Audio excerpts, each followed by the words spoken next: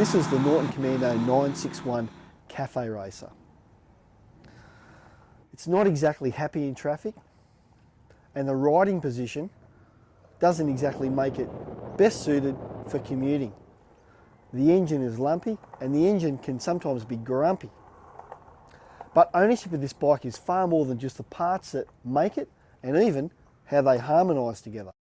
The first thing that stands out to me about this bike is the absolute beauty of it. The build quality is very high. There's no dodgy nuts or bolts or anything on it. And it is just so beautiful to look at. Now, there's three particular models. Starts with the Sport, which has got high handlebars here, then the Cafe Racer, then the limited edition SF. And prices started around the 30 grand mark and go up from there, which is pretty much right in the ballpark for an enthusiast.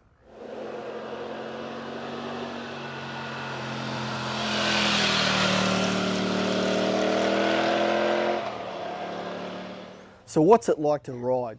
Well, as I said earlier, the riding position is not exactly made for commuting. This bike is designed and built to be on the open road, over 80 k's an hour, and that's where the 961 is in its element.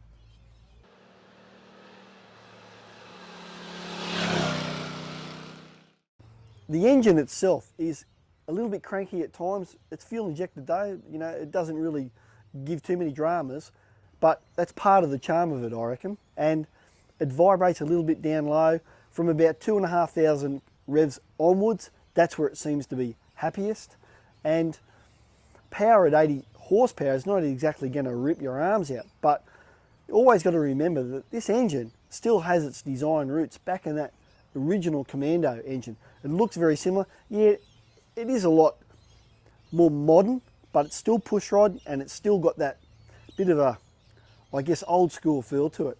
It does feel though like a V-twin, and that's because of the phasing of the crankshaft. So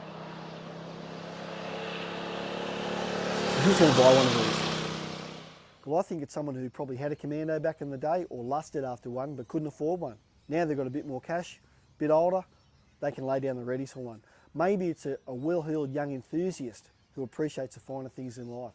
Because you remember, this is a finer thing in life. It's hand-built at Donington Hall in the UK. Now, it's not practical, it's not even sensible, but neither is a Ferrari or a Lamborghini. You might think that I'm off my chops, even comparing a bike with 80 horsepower to that high-performance Exotica. But a lot of the time people buy that sort of vehicle, not because of what it is, but what it represents, and the fact that it's more of that person. They've made it, it shows their life's journey. And I think this is what this bike's all about.